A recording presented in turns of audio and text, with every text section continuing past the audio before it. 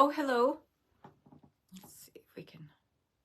That's better. Hello, hello, hello. Having some good old Mercury retrograde setup fun with tech. And I always love that. I don't know about you guys. Hi. It is December 20th, the day before solstice. I have on my squid hat. I'm happy to see you. I'm going to give people a second to jump on here.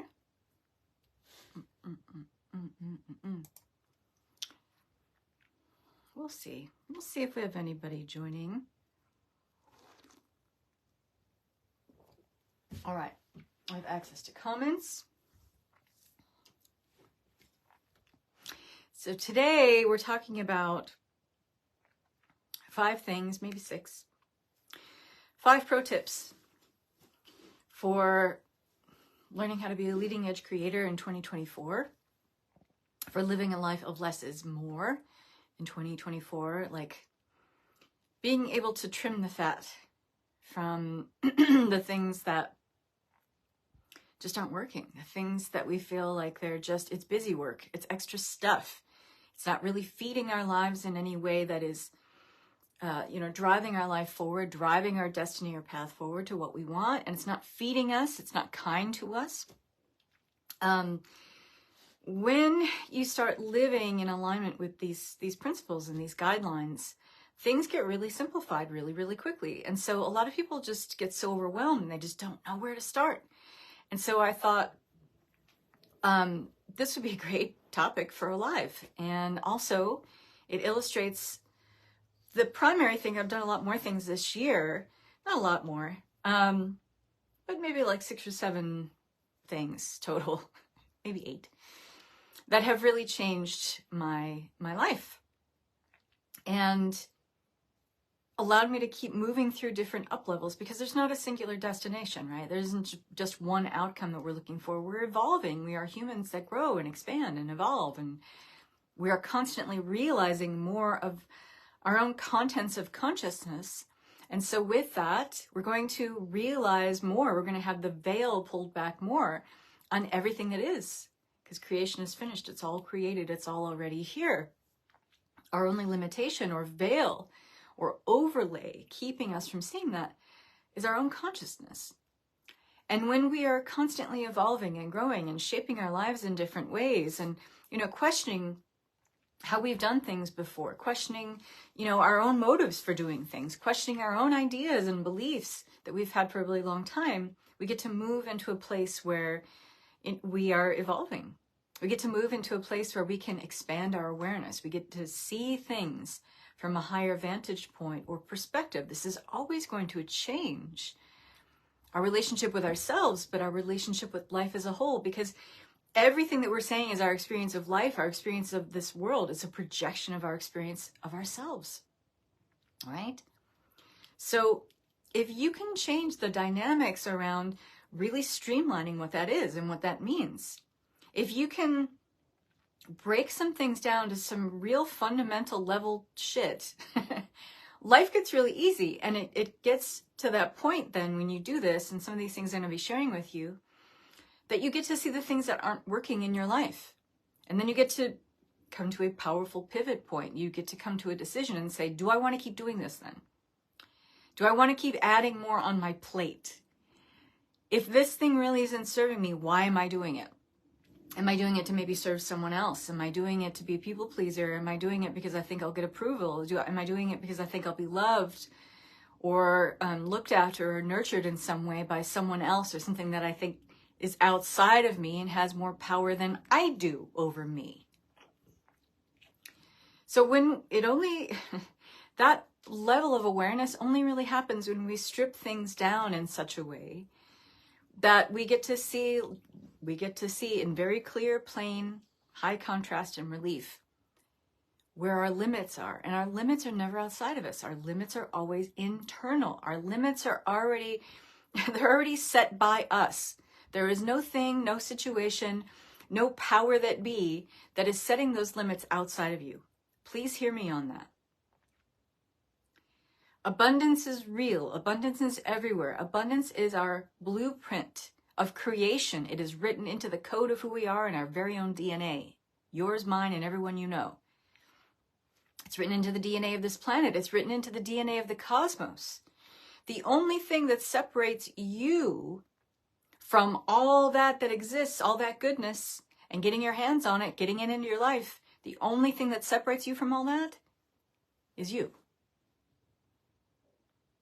Now that might sound like that stings a little bit, but here's the thing. You're the one with the keys to that cage. If you're the one holding yourself back, if you're the one creating the limits to your perception, the limits to what you're available for in terms of the abundance that's already here, already flowing to you, and you're stopping it through your own limiting beliefs, ideas, thoughts about yourself, then you're also the one that can change it. That no one has that power outside of you. You hold all that power. So that can be a very empowering realization for some of you. And for other people, like, oh shit, I got a lot of work to do. But it's okay. It's okay because we're all a work in progress. We're all a work in progress. So what I want to share with you today is these 5 pro tips. I'll probably go into 6. Number 6 is a bonus one. But this is all about living less is more. So what does that mean? Less is more is about living your life in such a way where it is simplified. Now, life isn't easy. Life is just life. You know, we can slap whatever label or qualifier, quantifier on it that we want. But life is just life. It's ebb, it's flow, and it's constantly in flux. Not one of us on this planet is meant to be happy all the time. And if someone is putting on that face and saying, you can just have a life of ease where every day is just a ride of bliss, bullshit, okay? We all have days of ebb and flow. It's not, we're asking the wrong question if we're looking for abundance to, you know, how can I make my life so easy, so streamlined, so simplified that I just feel happiness every day? If that's what you're doing, you're going about it the wrong way, and you might want to tweak your thinking and the framework around that for a little bit. It's not about being happy every day. It is more about living a life of less is more, really, is more about being so in tune with the vibration of who you are in your truth. Like what really makes you tick, what really lights you up. When you feel you're in your truth, that means like you're not putting on a brave face for somebody else. You're not commiserating with someone else to make them feel better. That means you're not trying to people please. That means you're not trying to act out of authenticity with who you are in order to receive something in exchange. Approval, love, money, whatever that is, clients. It means you feel good in your own skin. And when you start living that way every day, yeah, you're going to feel the flux of life just like everyone else. You're going to have an ebb day. You're going to have a fuck my life day, but you're going to have a day where you're like, woo, what happened here? This is really fun. I like this. More of this, please. Those days will come and go. Not one of them is meant to stay or stick around. The trick is, how is it that when you have those ebb days, those fuck my life days, that you can bounce back? And you have something you're bouncing back to as your default, meaning, I know who I am. I remember who I am. I remember who I am. I remember who I am. I remember who I am. I remember who I am. I'm strong. I'm courageous. I'm confident. I'm resilient. I am resourceful as fuck. I am wise. I have my tools in my arsenal of my own intellect, but also my intuition. I know that I'm supported by something much greater and more benevolent than myself. I remember it's okay to have faith in the process, that whatever is happening now, it's aligned with my highest good. It's something that is aligned with what I've been asking for, otherwise I wouldn't be experiencing it. And sometimes when we're asking for the greater, thresholds of growth, that means that there's a payment for that. It's not free, okay? You're going to have to give up something. And usually that means, something that you adopted about yourself, a belief, an idea, a paradigm of who you are that came in through pain. So you might have decided you were lesser than, unworthy, incapable, unlovable, invisible. That's always going to be a situation in your life when you make those assumptions about yourself they come in with some level of pain. They don't come in because something is happening to you that's good. And so here's what a lot of people don't understand, that when you're ready to leave that behind, when you're ready to discard that part of you in order to opt in and create the room for something greater and better, you're going to have to give up that part of self. It came in with pain. It often leaves with pain. And so we think, oh my God, I'm being punished. I'm being singled out by the universe. I'm being tested. No. What you're experiencing is showing you that this is in alignment with what you're asking for. Instead of going into the woe is me, I'm a victim of circumstance, survival mode mentality, where can you then say instead, this has got to be aligned with what I've been asking for? Because I'm asking to experience this bigger, greater thing. So this is the ask from the universe of that exchange. And that exchange being, I've got to give up my old life in order to completely opt in and make room for this new one. And I know that this way of being, it came in with pain. So now that I'm in this threshold, I'm facing this situation, here I am facing the pain again. It's just showing me I'm in a place now to receive it in a way where I'm stronger, I'm more resilient, I'm more wise, I'm more capable. I have the wisdom of hindsight. And so the universe is giving me this now to finally deal with it, be done with it, because I didn't have the capacity to do that before, the first time it came around. And a lot of us are feeling this right now, a lot of us.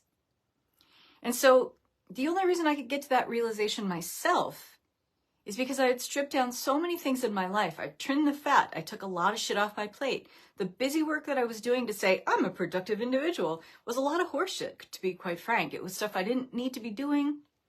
And if I was doing it, I was doing it for some sort of false exchange. Like I felt like it was going to make me feel like a better person if I did it, or I was going to get some approval or some acceptance from something outside of me in order for me to feel approval or acceptance for myself. It never works that way. It's never outside in, it's always inside out.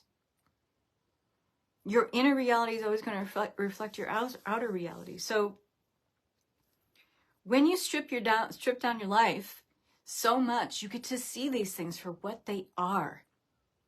Meaning you're not dealing with all the minutia and the chaos and the overwhelm and the frustration of everyday life because you're trying to do all the things. You're trying to be the best person, but you might be going about it in a way where you've created a negative vision. And a negative vision is that, well, I want more money because I feel poor. It doesn't ever work that way. The money won't come if that's the mindset, if that's where your energetic set point is, if that's where your vibration is set at. I want more love in my life. I don't feel any right now. Good luck with that. It's not going to happen. If what you want is aligned with something you don't already have some connection to or can build off of, it won't happen. I wish people would teach this with more integrity. You know, it's so easy to catch people in their marketing and in their posting for people about programs and manifesting and quantum leaps and all this shit. It's a really lousy and kind of shady ass attempt to catch people in their lack, to catch people in their poverty, to catch people in their feelings of invisibility, unlovability, incapability, and then roll them into a program making them think like, you feel nothing but lack now, but you're going to feel amazingly abundant when this is over. Nuh-uh. You're probably going to feel worse off. How do I know? Because I've worked with those people who have come out of those programs and then they're like, I got to really do some unraveling here. I feel like I'm in worse shape now than I was when I started with this person or this program or whatever. And so then we got to rewire their nervous system all over again and get them back to knowing like what's the foundational level? Where can we build? Let's build a strong foundation, a fundamental grounding and set point that you can build off of sustainably. So when you have a negative vision, that's the first thing we're going to talk about here. The first thing you need to have, a first pro tip, is a clear intention. What do you want? I mean, what do you really want? Because there's two desires that we can make. There's two kinds of desires. I already talked about the negative vision, so you don't want to go into the energy of, I want more money because I feel nothing but lack. Here's how to start bridging that gap. Start a gratitude list. Something you appreciate every single day. A lot of people like roll their eyes at the gratitude lists. How are you going to tell the universe? Because the universe doesn't hear, I want this, blah, blah, blah, blah, blah. It's not listening to your language. It is reading your vibration. So it doesn't matter how many times you say, I want this, or I want that, blah, blah, blah. The universe doesn't give a fuck. It doesn't have a flying fig fuck at all about any of that. It's only reading your vibration. And if your vibration is lack, your vibration is nothing but poverty consciousness, it's only going to read that vibration and match it with more in kind. So people roll their eyes at gratitude lists. It's a way to start. It's a stepping stone. Okay. I still do my gratitude list every day, 5 to 10 things. And I'm grateful in advance for the things that I'm assuming are already here. And I thank the universe for it as if it's already here, which is a very powerful way to send a broadcast to the universe. Like, thanks for this already being here. It also sets up my subconscious for believing that also, and then looking for ways that that's true. So I set my own subconscious to work, my own reticular activating system to work, scanning for data in the environment to prove that I'm right. Okay? So gratitude lists are a lot more powerful than people give them credit for. And also, if you feel nothing but lack right now and you're asking for more this, more that, how are you going to get there now? How are you going to start bridging that gap of connection between 0 to 80?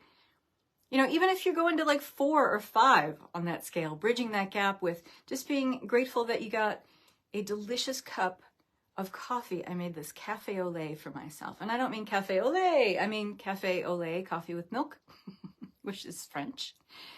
And it's so good. I spend a lot of money on coffee because I love coffee. I love it. Especially in the winter months when you just want to Damn,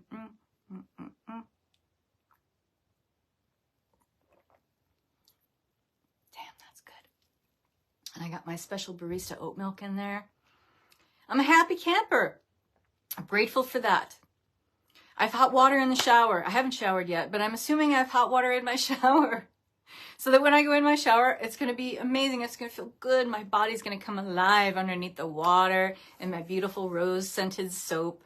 I'm going to feel so nurtured and so loving, and I get to tap into my divine feminine when I smell that rose under the heat of the hot water in the shower. I'm like, yum, yum, yum, yum, yum. The sun is shining today. I live in the Pacific Northwest. I live about a half hour from the Canadian border to British Columbia. And this time of year is very gray. It's very dark. I'm grateful for the rain. Another thing to be grateful for. But today I'm grateful for the sun, because right after this, I'm going to get out with the dog. So your intention, don't start with a negative vision. When you start thinking about what you really intend to create, whatever is your goal, your aspiration, what do you want to achieve, okay? It's got to be clear. But not only in knowing what you want, you have to be clear in the energy. So start with some gratitude before you really start formulating an intention, okay? Start with that gratitude right now. And you can even be grateful ahead of the fact like I do. You can, write a short gratitude list of like 5 to 10 things. And it could be a mix of things that are actually in your life right now, and you can look out and see and touch and taste and hear and smell them.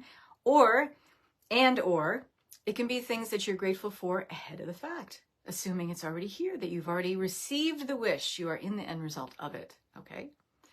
Powerful, powerful stuff. And so when you go into your intention, I mentioned there's 2 ways to create those desires, okay? And here's the way most people do it. And here's why it doesn't always work. And here's why New Year's resolutions fail miserably, okay? We try to create something we think we can do. That's the first desire. That's what most of the people on the planet are doing, except for a handful of people who are savvy about this. If you think you can do it, it won't excite you. Yeah. I know that sounds counterintuitive, but hear me out. If you think you can do something, what's the real drive? Where's the ignition? Where's the force of life in that? Where's the inspiration? Where is the energy of being lit up? Where's the energy of excitement? Like if you think you can do something, Whether you've seen someone else get it and you're like, well, I'm kind of like that person. I can get that myself. That's fairly easy. Or I've done it myself, and really what I'm asking for now is just kind of like a redux version, a redo of what I've already experienced before. And I think I can do it. So that's easy, and I can set myself up for success because it's just easy and I can do it. You will lose steam so fast on that kind of desire because you think you can do it. And here's the thing, and here's where you're not giving yourself not even nearly enough credit. If you were giving yourself due credit for being an incredible creative force of nature, and you are, if you were giving yourself incredible all due credit for being a magic maker, and you are, you would create something that feels big, that feels bold, that pushes you to be like, I don't even know if I could do that. That you might even question your own sanity around creating this desire or intention. That's the sweet spot. That is the secret sauce.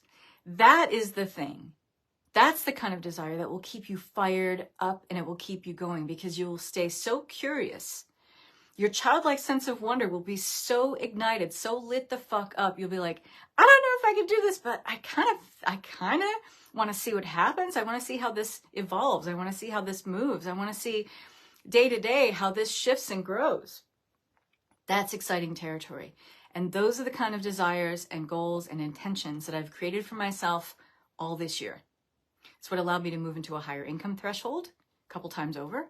It's what allowed me to create some pretty amazing things in my business, to bring in some amazing new tools for my next program, to offer yet another companion program to my signature group program that's all about the body. It allowed me to set my creative intuitive self on fire. It's what it allows me to be excited, to wake up and be excited. Like, how can I start chipping away at this big, bold desire today? How can I start, taking even more steps towards this? And here's the thing that's really fun is that when you're in this zone of like not knowing if you can do it or not, it challenges you. It ignites something that is primordial within you. We all have an inner goal-seeking mechanism. That inner goal-seeking mechanism is set as a default to survival. That's the programming. The programming is for, here's ways that we self-preserve today. And this system, this goal-seeking mechanism, which is set at a default program for survival, can be programmed for you to thrive. It can be programmed with whatever you want it to be programmed with, because you're the programmer. Okay? It's your system. It lives within you. So if you're programming it for something very exciting, a big, bold desire, that same mechanism that looks out for that bus coming down the street so you don't step in front of it and die, that same mechanism that makes sure you don't stick a fork in a socket and die and electrocute yourself, it's the same mechanism that you can program to start looking and scanning for data in your environment to give you those little threads, those breadcrumbs, those signposts that allow you to see like, progress, things are happening, things are showing up. I'm using this very primordial part of my brainstem, your RAS, your reticular activating system, to scan the millions of bits of data in my environment in any given second and then give me only the pertinent, relevant bits of information that are involved with this goal. Yeah. It's an incredible thing, and we're not nearly as many people on this planet are using this to the full capability that they can be. They're just using it with the default mechanism of survival, but we can program it to help us thrive. So there's that. And so the bigger the goal, meaning it might be a little scary to you. It might be, a little too bold. It might feel like something that's like you're way out of your depth. That's when you know you're in the right territory. And so that intention, it's got to be clear. Like, what is that? What are you going to be doing? So here's the rest of these pro tips are going to help you kind of get that clarity of your intention. It also helps to bring more of the energy that is you focused on this intention in very, very clear ways throughout your day, every day. So, okay. And there's one thing I forgot to say. And I will write it down so I don't forget it. Okay. All right, so that's number one, clear intention. Number two, visualization and scripting. There is no quicker way to really be getting yourself into this place where you're a magnet. To magnetize the things that are already part of creation that is finished, okay? Everything is finished. Everything's already manifested. So what we're really doing when we say, like, that's why I don't like to call it manifesting, because everything is manifested.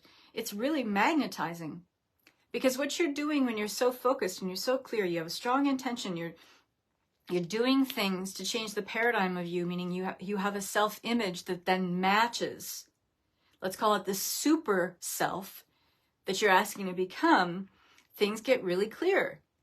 And so how do you bridge that gap between that super self that you're asking to become and who you are right now? You visualize yourself as that super self, already fleshed out, already in the flesh, already experiencing and exploring this highest timeline that you aspire to. And so how do you get clear on that? Well, I'm going to tell you. So number 2, with visualization and scripting is a powerful practice where you are writing as that, let's call it the super self. So when you have your intention and your goal, what you're asking to experience is a version of your super self. This isn't the final version of you, by the way. It's just the next version of you that you're aspiring to become. It's the next iteration, version 2.0, whatever you want to call it. And so that intention is helping you get there. But the scripting and the visualization are helping you get there. And so when you're scripting, you are writing in your journal, okay? You got your favorite pen, your favorite little 99-cent notebook. I don't think they're 99 cents anymore, by the way. I think they're like, well, I go to the cheap store, so $1.50. And you're writing in your journal every day as if you are already that person. So what are you writing about? Well, whatever you want to write about. That you just killed it with a bunch of sales, that you just had the most amazing vacation with your soulmate partner or your husband or your kids, or that you were finally able to, pay off all your student loans, that you were able to clear yourself of all debt completely. It doesn't matter.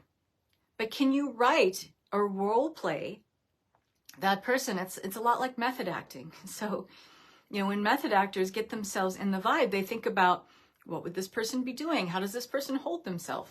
What kind of stuff are they reading? What kind of isms do they have that are kind of quirky and weird? What are their personality traits? What are their habits? Where do they like to hang out? Okay. You have to become that person now in your mind. And a very powerful way to help bolster that, especially if you're not very visual. I'm not super visual. So visualization is secondary for me. So what I do is scripting. I'll write that and I'll write it down, maybe I won't spend more than like 20 minutes scripting every day. Sometimes it's just 10 to 20 minutes because all I need is to get into the vibration until I feel it click. And you'll feel it, you'll know it, that when you're scripting and writing out your method acting and putting those words on paper of what's going on in your life, what have you experienced, writing as if what you've asked for is already here, you'll feel a powerful kind of shift in your energy. And if you aren't, use more sensory input, because this is how this is how humans translate experience into feeling. And the feeling is the anchor. The feeling, the emotional underpinning is what concretizes the new reality. So if you're scripting, you're not using enough sensory input information, it might be harder for you to get into that experience, that vibration of it. Make sense? So use the senses. Now for me, when I do visualization practice, I'm very clairaudient, I'm very auditory. So if I speak out what's happening when I'm doing my visualization, my meditation practice, whatever, then I can see it in my mind. That's how it just works for me. So some of you might like to try that. And so the visualization, same thing with the scripting. You've got to see yourself doing it. And here's a very powerful thing that helps you to initiate a tool of working in the 4D flow state. So the 4D flow state is like initiating the higher mind of infinite intelligence itself. And it's like saying, from the higher mind of infinite intelligence, I'm looking at, or I'm looking through this expression of Kathryn at the life that she's experiencing. So what's the difference here? The difference is in going into a visualization practice where you're not looking at, being a third person witness at what's happening. You're not thinking of it. You're thinking from it.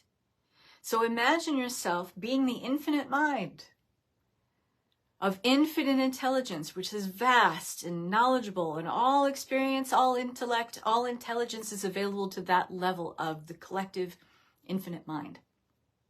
And it is from that you are looking out through the eyes of Kathryn, or whoever you are who are watching. I can't see the people who are here. And you're seeing it as if it's you being animated by the mind of infinite intelligence, looking out and seeing the things happening. This creates a powerful shift. It creates a dimensional shift. And so you are really in the process of multidimensional manifesting at that point, which is a lot more fun. It's very lively and fun. But not only that, the longer you stay in that connection, the more you're downloading information, messages, cues, pointers, information, wisdom from that higher infinite collective mind to help you work with what's in front of you right now, to help you make this shift from 3D into 4D, or into the super self. So that can be really powerful and helpful. So that's visualization and scripting, and doing it every day. And through this, you can do two different kinds of things. And I've started doing two different kind of things. You can be doing goal visualizations, and you can be doing process visualizations. So goal visualizations is basically what I've been explaining. Being in the end result, okay? It's already happened. It's already shifted. The wish is already fulfilled. You're in it. You're experiencing it. You're exploring everything that has to do with it. Boom. It's already done. Process visualization is a little bit different. And this can be really good for people who are working on a project. If you get really swept up in the how, which really isn't your business, because your job, your part to play in this co-collaboration of becoming the super self is being very clear on the intention and doing the energy work of being in the energy of that self as if she was already expressed, he was already expressed here right now.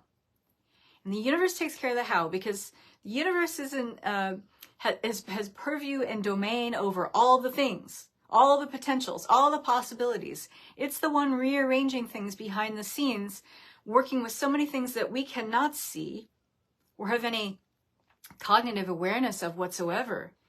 So it's working with potentials and variables that we know nothing about. It has availability of an infinite amount of permutations of how something can happen.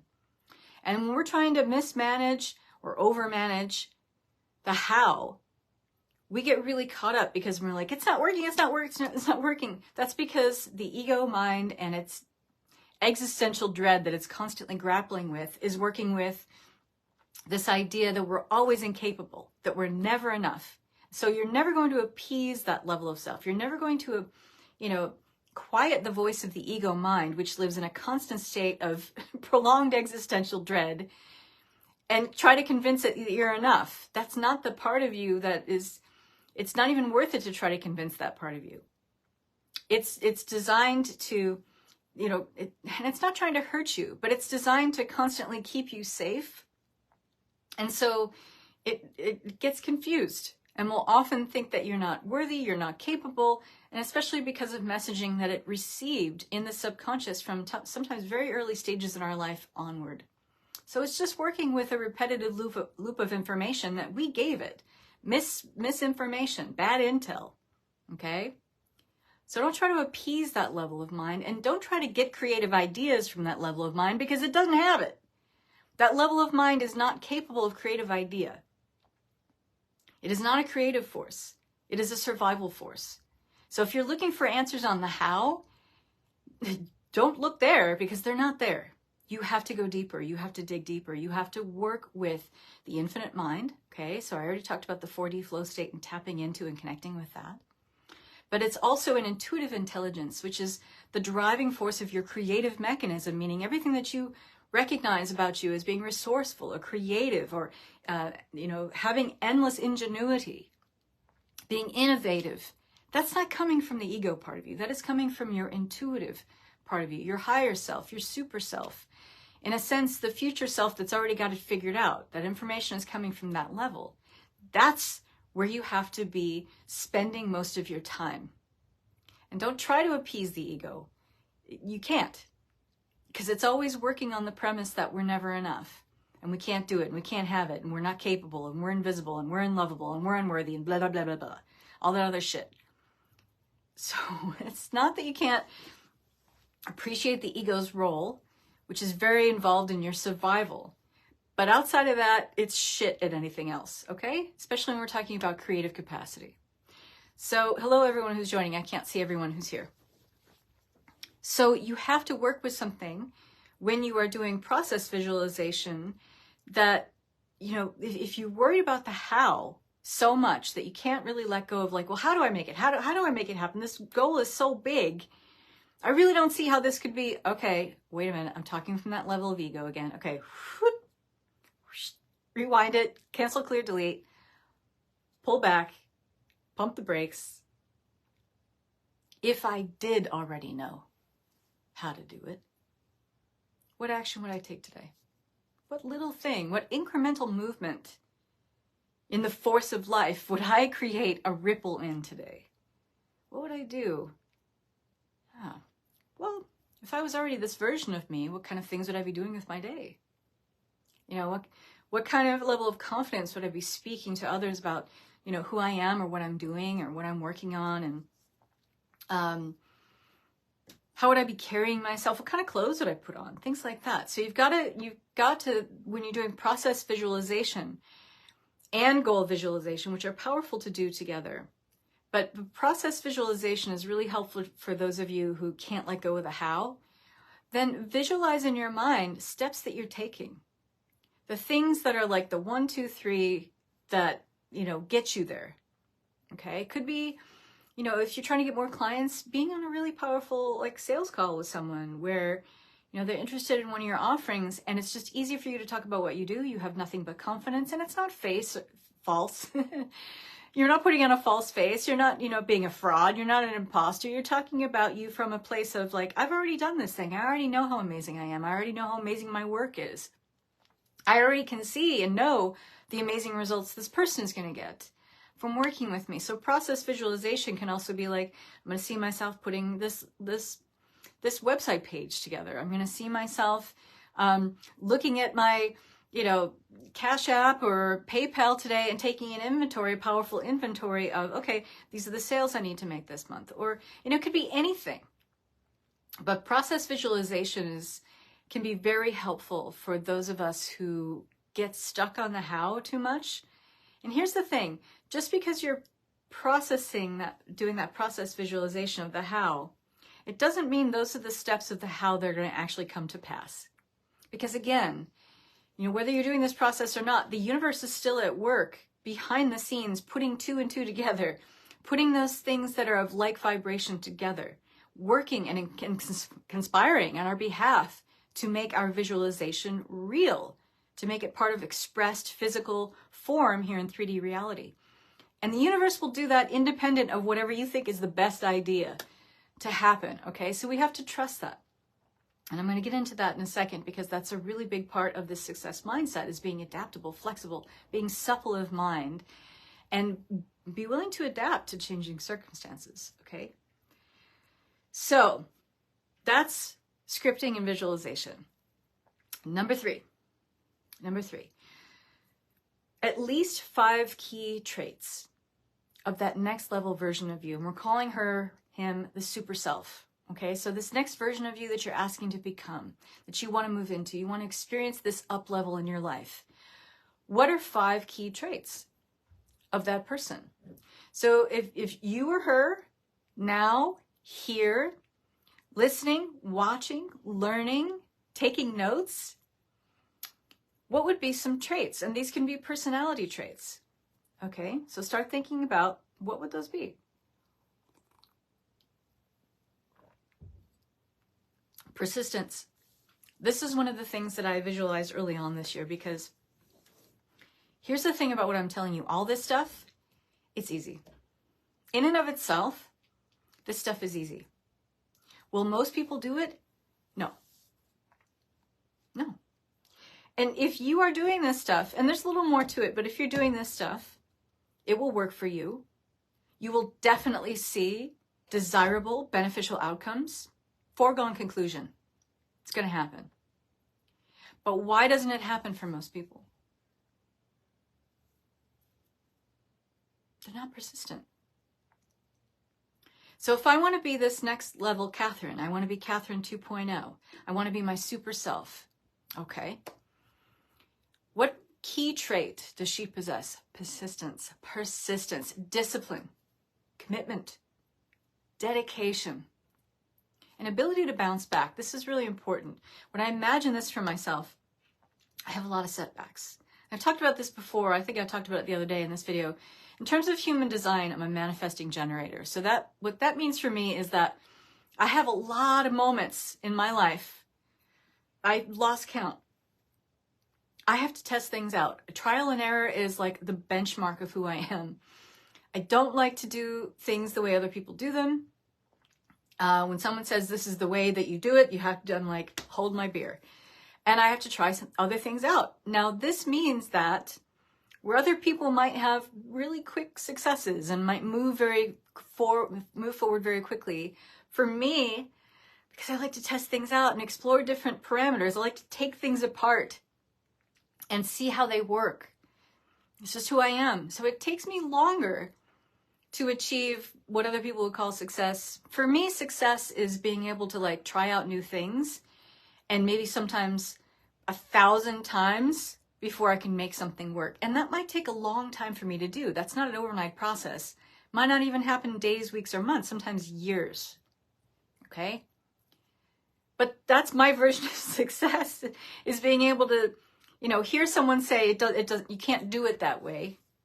That's like, ooh, you just set me alight. You just set me on fire, not only to prove you wrong. Yeah, it's a little spiteful, but it's also like, the second I hear that, it's like the universe talking to me like, find another way. And I do. And I have to be really good at that. That's what makes me a pretty good teacher. But my level of success is going to be different in terms of someone else's, right? So I have to define what that means for me. So the key personality traits of the higher version of me is a constant ability to be able to bounce back. And that means that the disappointment that I've experienced in my life before has always been a feeling of disappointment because I'm measuring it against someone else's standards of success.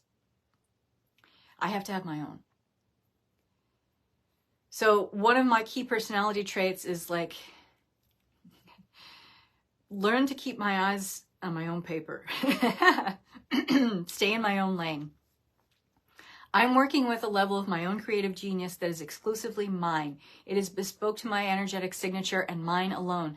I have no business comparing what I do to what someone else is doing.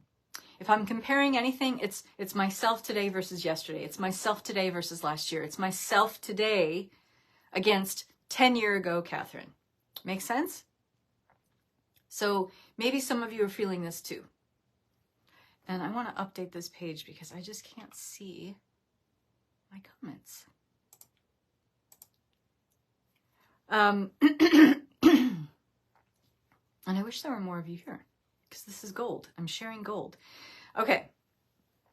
So what are those 5 key traits for you? When you see yourself as the success that you envision for yourself and make it exclusive of yours, do not try to compare it to someone else's version.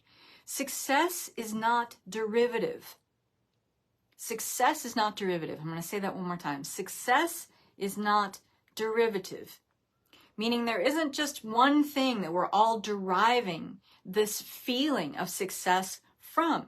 Success is very personal. Achievement for you and what that means is very, very personal. It's sacred to you. And because it's sacred to you, it doesn't need to be sacred to anybody else. And so that's why, when I'm working on stuff and I'm working on like big, bold stuff and I'm creating intentions and desires that are, they feel out of my depth. I keep those cards very close to my chest.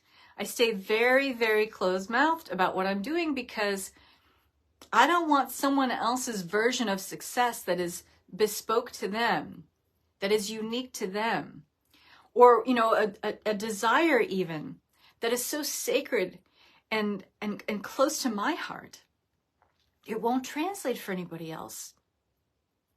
And so unless somebody is working on that level that I'm working at or greater, I don't have any business taking that information to anybody else. And I often won't. I mean, sometimes when I'm working with my mentors, I don't even share my desires. I keep them real close to my chest because I don't want anything poisoning that well. And so, you know, that doesn't mean I'm secretive and closed off and I don't trust people. It's just that I can be very, very focused on what I'm doing without distraction, without distortion, without anything polluting the well of my creativity. Does that make sense? Super, super important. Super, super important.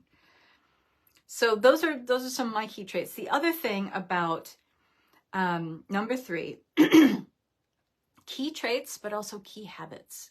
Key habits. So I decided early on this year that I was going to go really into my body.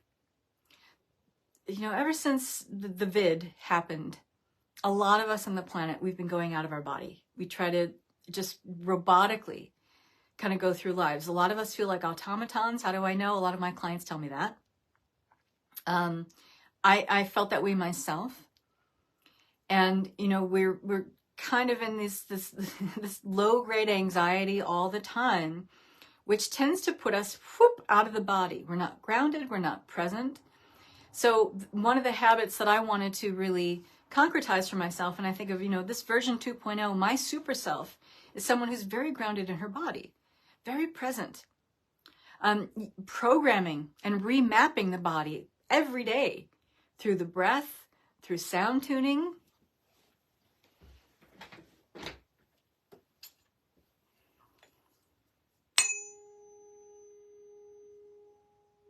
These are my friends. I have many of them. This is going to be part of somatic eloquence, by the way. And every day I do breath work, I do chanting, and I do sound tuning with my tuning forks. And when I do that, I'm able to check into the body and find where the interference is, find where the distortion is. Because a lot of us are not in our body because there's so much distortion and chaos going on. We'd rather not be here. We'd rather find home somewhere else. But the illusion is you can't find home somewhere else because this is your sole magnetic point of attraction. Your body is all that there is. Without the body, there is no filter for experience. Without the body, there is no life for you. So the more we try to push away at the body, you know, it could even be like, you know, let alone feeling like an automaton or working with low-grade anxiety or depression or all that, but also that let's talk about the elephant in the room. For a lot of women, we just don't like our bodies. You know, we're constantly running ourselves down because our boobs are saggy, or, you know, we have too much fat under the arm, or we got a double chin, or whatever it is. The body's listening. So I wanted to really love my body. So one of the key habits for me is successful 2.0 super self Kath is to really love my body, to treat it well, to nurture it, to give it good food, to give it nutritious, delicious, organic things. I'm going through perimenopause. So, you know, you're going to put on weight. That's okay. I got myself a rebounder. Best friend for a menopausal woman, by the way. And you want a strong pelvic floor? Get a rebounder. Also, if you know, have more protein in your diet, it's really, really great for keeping those cortisol levels low when you're going through menopause. So I eat a lot of protein. I do some light weight training because that actually helps the body stay stronger, staves off osteoarthritis, also allows you to burn more calories and keep those cortisol levels low. Instead of doing hard cardio, that doesn't work when you're going through a menopausal experience. Your hormones will, you know, they have other plans for you. So I realized, okay, I want to get in my body. So that's a habit that every day I get up. I do a short visualization, 5 to 10 minutes. I do my breath work, 15 to 20 minutes. I get on my rebounder, 10 minutes. I walk my dog, get outside, get that vitamin D. I'm taking care of my body.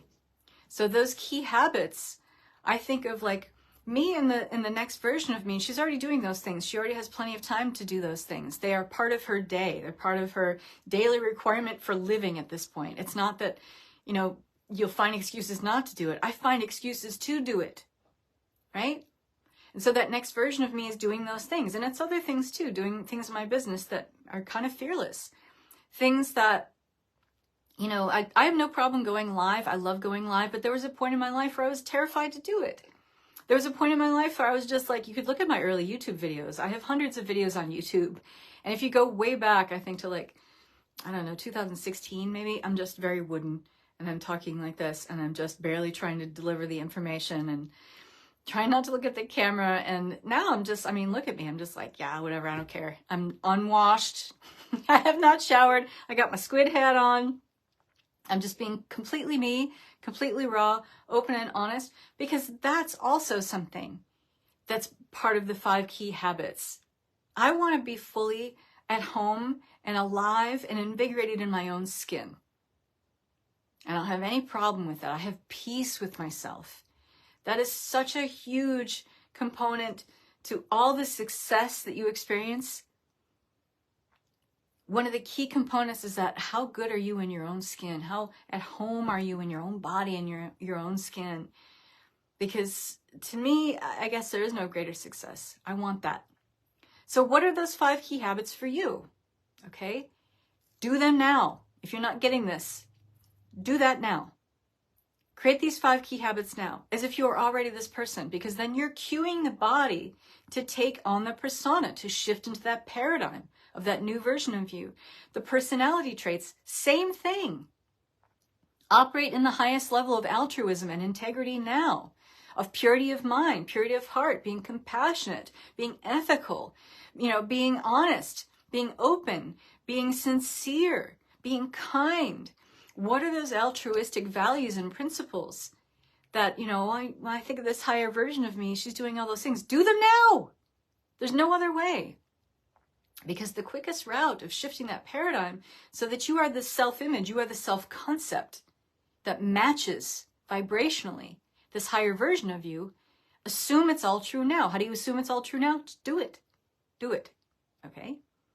All right, so number 4, review. So remember way back in number 1 where I said create a clear intention. I talked about that. When we are operating right now as if we're already this version 2.0, this super self version that we're aspiring to become, if we're acting as if she's here right now, that version of you is adaptable. That version of you that understands success means you work with what's in front of you.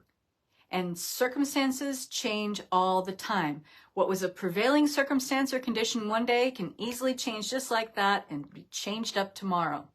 So the real mark of a successful person, and you can write this into one of your personality traits, is that there's no such thing as failure. There's no such thing as defeat or failure unless you stop. So think about that. Failure is just feedback. And so one of the things that I've powerfully adopted as truth for me is that this isn't working out, this isn't working out. I've tried it all these different ways. How can I tweak it one more time? And so I don't give up. There's that persistence piece again. That's a big, big part of who I am, is the persistence, the dedication. I don't give up. There was a time 2 years ago I really wanted to. I learned a lot from that experience when I hit my spiritual rock bottom. But now I know you don't give up. You don't give up. You don't give up. Just try it a different way. It doesn't mean you have to scrap everything. It doesn't mean you throw the baby out with the bathwater. It just means I'm going to tweak one thing. I'm going to tweak one thing and see if this works different. I'm going to change one variable here. Okay? And that doesn't work, okay, then I'll change another variable. If that doesn't work, okay, I'll change another variable until I see some kind of success. Until I can follow some thread that's leading me to another place. It's like, okay, this version is solid, but now let's work with something else over here. Let's bring in something else. Now we have this foundation. Let's add more on top of it because now it's secure. Now it feels stable. Now it feels good. And it's only that you arrive at that place from tweaking little variables here and there. Or you don't. Because you give up and you throw a tantrum and you just say, the universe is testing me. The universe is punishing me. I give up. Okay.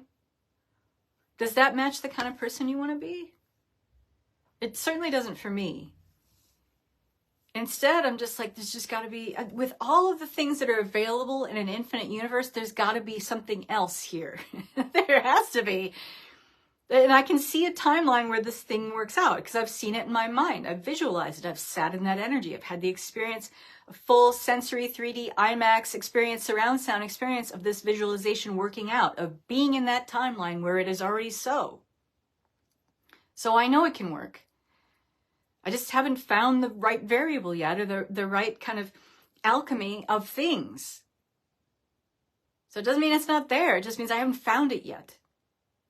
So do you see how that's a different kind of mindset? One is a failure mindset and one is a success mindset, really. And so we must remain adaptable.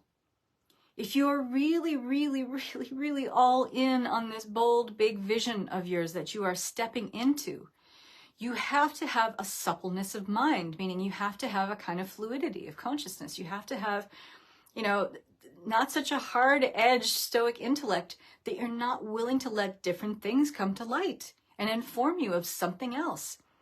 And what you're really asking for is this. You're asking to move into a different level of consciousness where there is this expanded version of you. So that means along the way, you're going to experience mini expansions. You're going to have opportunities to make these micro decisions, micro commitments, micro choices along the way that bring you to this greater, fully fleshed out version, yeah? So how supple of mind, how flexible, how adaptable can you be when faced with all these little micro decisions to do something differently? Because when you think about it, this next version of you is doing life differently. It doesn't just happen that you go from 0 to 60. It's incremental. And on that note, here's why I hate quantum leaps, and here's why I hate it when people teach about quantum leaps. Number one, it's unethical. It's a little lazy. Because I think that a lot gets lost in translation when talking about a quantum leap, because quanta is a microparticle. We can't even see it. And there is no movement in the quantum field without the assistance of all of the forces that are interconnected with it and to it. Okay? And that it's unethical in the sense that I've worked with a lot of people who have worked with coaches who offered quantum leaps and pitched, massive change overnight, and then come to me with a dysregulated nervous system that we then work to repair and regulate and stabilize again. And a lot of people who make those quantum leaps and get those results, and sometimes they do, oftentimes those results go away as fast or faster than they showed up, because the nervous system hasn't had a chance to incrementally upgrade along with the shift in the result. And so this will always throw your whole mechanism off. The paradigm of you, meaning the operating idea of who you think you are, goes through such a profound personality crisis, in other words, that it dysregulates the nervous system. And you are constantly then trying to downgrade the stress from that. It's pretty awful. So I don't know if I'm explaining that well enough. I hope I am. So I don't teach that. I don't share that. I think it's unethical. I think it's a spiritual misunderstanding. I think it's a mark of spiritual immaturity. I can go off and off on this tangent, and I won't. But here's the other thing about a quantum leap. It goes exactly to the heart of what we're talking about here. When you experience those micro choices and micro decisions along the way that are asking you, inviting you to change your thinking, change your perception of things just ever so slightly, so that you can step into this micro decision that actually does take you to where you're going. It's those micro choices, those micro decisions along the way that are teaching you how to become this version of you, little by little, incremental upgrade by incremental upgrade. You don't want to miss those moments. And people who teach and pitch quantum leaps, they're teaching people to miss those moments. And so when you miss those moments, you miss out about the best parts of yourself. And you're missing out on those moments to celebrate making micro choices and micro decisions that are actually accelerating you on your path of where you want to go. I mean, the real shift, the real magic of the shift, of you going from here to there, you now to version 2.0 or your super self is all those points along the way where you have those micro choices, micro decisions well taken care of. You made the right decision. You made the right choice to take you where you want to go, and you get to celebrate those moments. Because the more you celebrate those little things, and the universe doesn't think of big or small at all, by the way. A celebration of a win should be something that it's happening whether you think it's big or small. The universe only recognizes and reads the vibration of win, celebration. And so the universe in that moment has no choice but to offer up more of that vibration to you, more of that energetic and frequency match to you, i.e., more shit to celebrate. Okay? So please don't prize the quantum leap. Don't buy into that. Please, please, please, please, please. Because it can often set you up for more of a feeling of disappointment and failure than you had at the outset or at the beginning before you embarked on that journey. Understand that growth is an incremental process, and there are so many opportunities to celebrate yourself and love yourself and be proud of yourself along the way. Don't discount those. Don't begrudge yourself of those because you bought into this idea or premise or promise of a quantum leap. Okay? Thank you. All right. So review and refine. Be adaptable. Prevailing circumstances are going to change. So be willing to change your goal. Be willing to change what you're doing. Be willing to work with what's in front of you and say, okay, I accept what's happening here. Interesting. Okay, so where would I need to make an adjustment?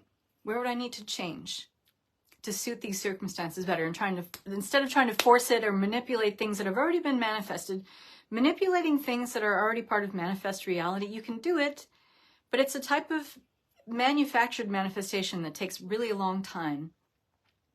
Instead of working with just your imagination and the law of assumption and the law of least action, which is imagining, visualizing that you're already this person, what you're doing when you're trying to manipulate outer outcomes or trying to say, well, I'm going to just force against these circumstances that are here, you are working against the natural spiritual laws that are organizing the universe itself. You create a lot of resistance that way. So instead, just be in the place when prevailing circumstances change. Just understand, I'm being presented with an opportunity to review and refine my goal. How can I be adaptable to this? Because the more adaptable you are, the more fluid you are, the less resistance you feel. The less resistance you feel, the more information that is coming in from the intuitive super intellect of the 4D flow of infinite mind. And you're privy to new shit. You just have new information coming in, new wisdom coming in. You can't do that if you're in that survival mode of resistance and trying to push back against things that are just happening. So it is a mark of emotional maturity and emotional intelligence, certainly spiritual maturity, to be able to say, all right, I accept what's happening. I don't like it, but I accept that this is happening. So how could this be, a signpost, a cue, an invitation from the universe to review and refine what it is that I'm doing? This is so key. And this is what a lot of people miss out on. And again, these are all things that I did this year. It helped me to have many up levels. It helped me to move into a different income bracket a couple of times. It helped me to do things that I was absolutely fucking nail-bitingly scared to do, and to just do the thing and realize that it worked out way better than I ever thought or imagined that it could. These things that I'm giving you here are gold. Watch this again. Take notes, okay? This works. But again, you got to be persistent. You have to be dedicated. You have to be willing to take some time. Understand that life is a long game.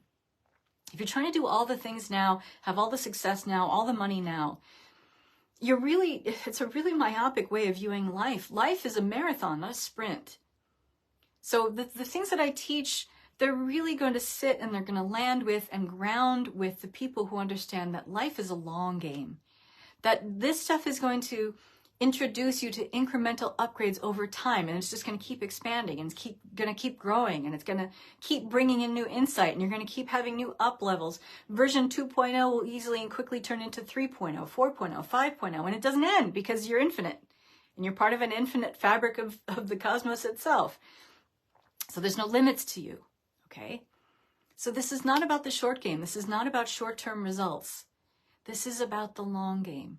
This is about building, through these tools right here, a very sustainable framework and mechanism for you to just keep building and up-leveling and expanding over time. Okay? I want to say that so it's very clear. All right, so number 5, get in the body. You know, embodiment is one of those words that gets thrown around in the spiritual marketplace, in coaching and mentoring and whatever. And it seems like one of those things that just is such a buzzword that nobody really knows what it means anymore. Okay. Embodiment isn't just about, you know, being in the body. It is about a very holistic sense of experience where all parts of you are on the same page. All parts of you are on board with what the ultimate goal is. Okay, and here's what a lot of people don't realize. The subconscious, which is, about 95% of your operating paradigm of you, meaning the self-image you have, the self-concept that you have, your identity, in other words, that is what's calling the shots in your life. And that is operated by the subconscious. So about 95% of you is dedicated to that. This theme, this idea, this belief holistically about who you are, how you define yourself, your identity. Okay? That whole complete package. That's the body. The subconscious is the body. The working physical manifestation of that inner paradigm or concept of you is expressed by the body, your personality traits, your habits, your behaviors, how you do life, how you speak. Your speech, whether it is inner talk or whether it is outwardly expressed, is expressing your inner paradigm. That's part of the body too. Okay? So embodiment is the body and the mind working together. In other words, true embodiment of this version 2.0 that you want, this super self that you're aspiring to become, can that live in your body as if it's now? So you have to have this image or concept of yourself match energetically in vibration to this person you're aspiring to become. This version 2.0, it lives in a body. It is embodied. You might be experiencing it as if it's in another timeline right now. But that version of you experiencing it is in a body. And when you think about it, the body is the ultimate magnetic attractor for whatever it is that you're calling forth. Because, as I mentioned, there is no experience of life without this. This is your vessel. This is your filter for experience. Without it, you have nothing. You are nothing. You are spirit, yes, soul. But for all intents and purposes, in this 3D physical world of form iteration of you, without the body, there is no you. Agreed? Okay. So the things that you say you want, money, love, romance, health, vitality, where is it going? It's not going to your soul, which is somewhere in the 7th dimension right now. It is going to this body.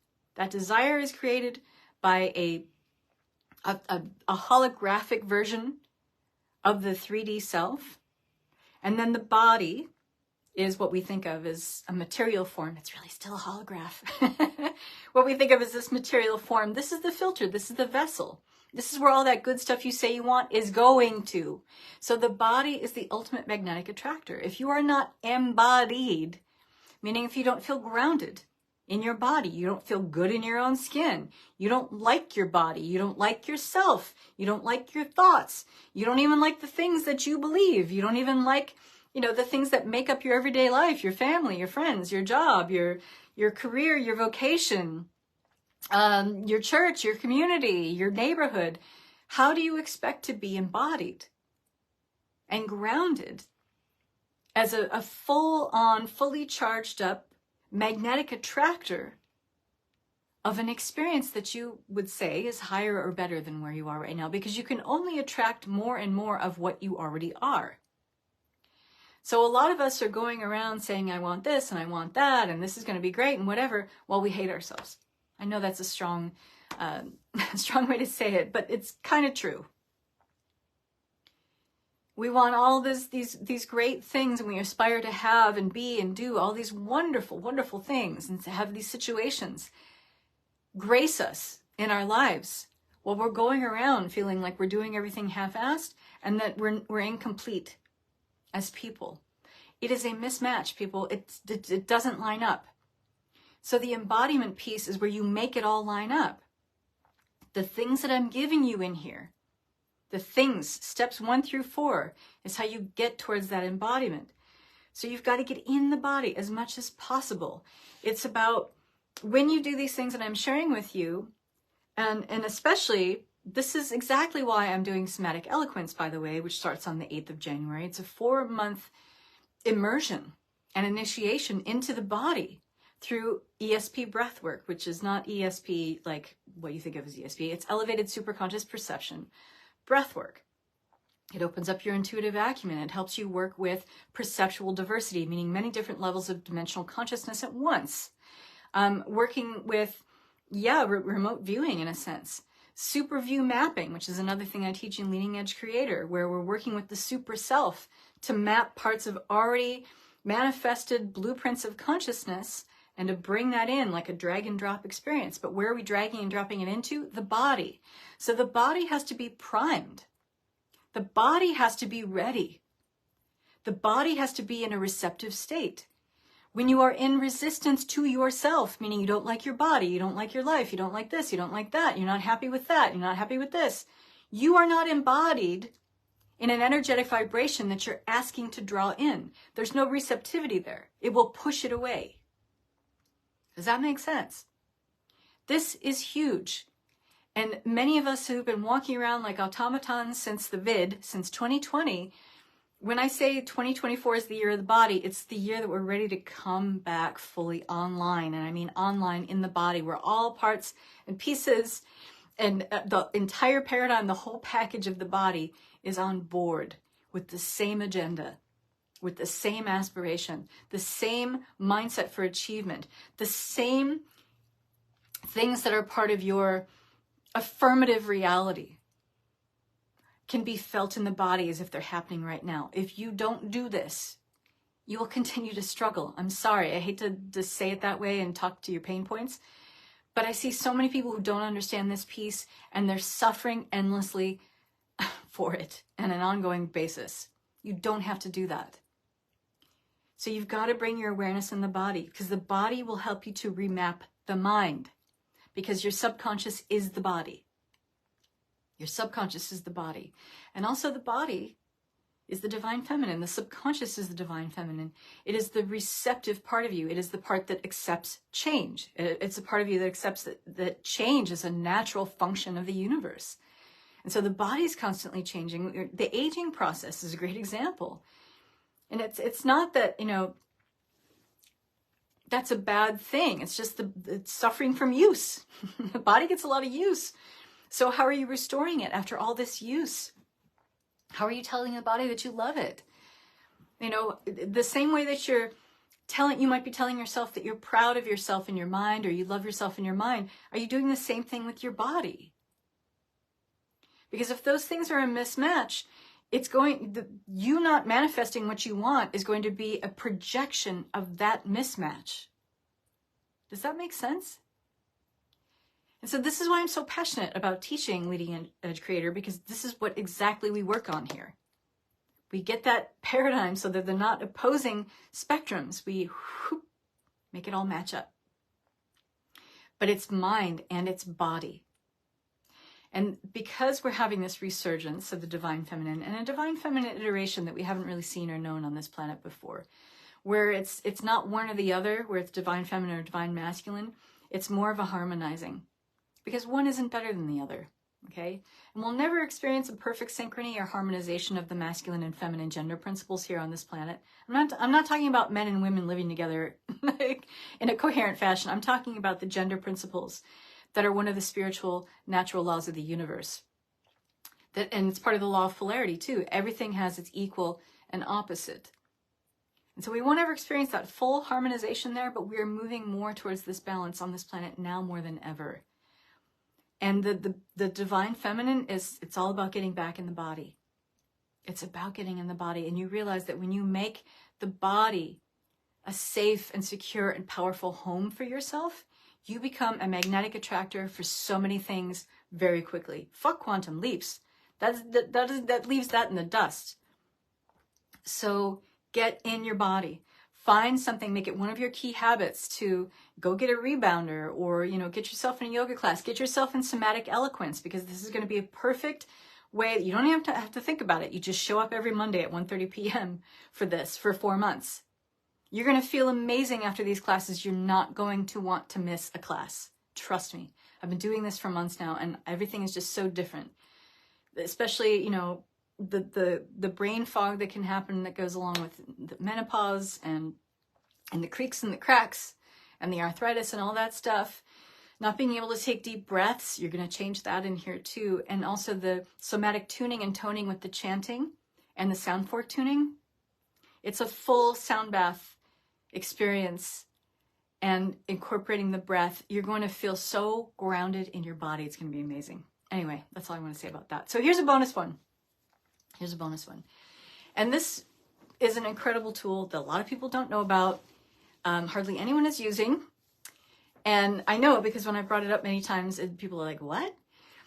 So number 6, this is the bonus one. The art of revision. The art of revision. So we have 2 ways that we're working with time. So we're always in the now. That is the superposition of everything. There's the eternal now moment. There's zero time, spiritual time, which is the now moment, and it is eternal. So everything is now. So when I say creation is finished, that means everything that could exist has ever we thought existed from the linear construct of mind is the past. Everything we think is going to exist because of the linear construct of propelling our images and a sense of life into the future. It's all here right now. And so from this now moment, we're working with time in 2 ways. And this is because of the limited capacity of our construct of kind of a contracted view of time that we have in 3D reality, it's very linear. So one is retrocognitive and the other is precognitive. So precognitive is actually, of course, thinking about your future self, thinking about this version 2.0. You're thinking about your future self. You're thinking about a version of you down the road at some nebulous point who already has everything, whatever. But you see now, if you're acting as if this person is here right now, it is. And the more you do that, the more you are magnetizing that timeline to merge with your now dominant timeline. Okay, so that's precognitive time. And the other relationship we have is retrocognitive. So we have largely the paradigm of self that we're working with right now is a result, a composite of the memories of us. The thought memories that recur on a constant carousel or loop in our consciousness. Who we think we are is largely a result, the sum total of a bunch of memories. And not all of them are accurate, by the way. That's a whole other thing. So I'm not going to get into that. But we can look at our past in terms of the day that we just experienced, right? So when you go to bed at night, you can... My doggy's dreaming. Can you hear him? He loves to be here when I do my lives, but then he often goes into a deep, deep sleep. But he's dreaming. Anyway, if you hear that, it's my doggy. So, the retrocognitive experience of time. Here's how you work with retrocognitive time to change your circumstances now. So when you go to bed at night, roll through the events of your day. So I mean, very last thing, before you go to bed at night, turned off the lights, you're laying there, you're ready to go to sleep. Roll through like a Rolodex of thought all the way back to the first thing you remember in that day. The moment you got up. What did you do? What did you see? Was there an email that you didn't like? Did you go out and check the mail and there was a letter that you wish you didn't see? What if it was a letter saying you owed a certain amount of money and you're like, fuck, I have to deal with that now? Crap. Okay, instead of doing that, go through a role play in your mind where the letter says something different. And imagine yourself reading something different in the letter. And again, it's just like when you do your visualization or scripting practice, you want to have the sensory experience of like holding the letter in your hands, reading it, hearing your voice read it out loud maybe. Feeling the crinkle of paper in your hands. How does the paper smell? Can you smell the ink on it? Are you standing outside? Do you smell the wet dew on the grass as you're standing by your mailbox reading it? And then let the feeling of what is now written in that letter that you've created in your own mind be something that resonates throughout your being. Okay? Maybe you had an argument with someone at work. Maybe you had an altercation with someone who's across you in the cubicle, or a teller next to you at the post office, or whatever it is. Okay, you had an argument with someone and you don't feel that great about it. Can you forgive it? Can you forgive that moment? Can you forgive the person? It's working with forgiveness is the greatest art in the art of revision. Because where we forgive, we let ourselves, be fleeced of that poison pill of taking on the energy of that circumstance. It doesn't release the person from doing something that we might think was not very moral to do to us, or, was just someone who was a bad actor in our lives. Doesn't let that person off the hook. But what it does, forgiveness, what it does is it helps us to be at peace with ourselves. So we're not taking on the poison pill of that person's bad habits and letting them poison the well of our good feelings about ourselves. That's what forgiveness really is. And when you're doing the art of revision, it's like forgiving the whole day. It's like forgiving any moment that you felt like, that doesn't really jibe with what I want to do. It doesn't line up with the story I'm creating for myself. Forgive it. Forgive that it happened. And when you do this before you go to bed, it sets up a powerful cue to the subconscious to act on the belief that all is well, everything's working out in your highest favor. And so what you're cueing the subconscious to do is then process your day in a very healthy and evolved way. Doesn't matter that you're changing these things or rearranging them in your conscious state, thinking about it differently, reading the letters if it says something different, or having a different exchange with someone than how it actually happened. None of that really matters, actually. It's the feeling that you're going to bed with, okay? Because the past is the past, and you can't change the events, but you can change your feeling and response, the emotional response to those events. Does that make sense?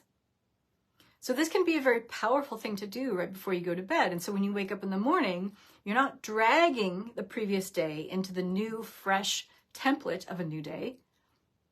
You're working with renewed, invigorated, energized energy, and with the right fuel for what it is that you want to keep creating. And you'll find that the more you do this, the less those unfavorable experiences happen in your life, where you have the altercation, or you stop and get a traffic ticket, or you get the shitty thing in the mail.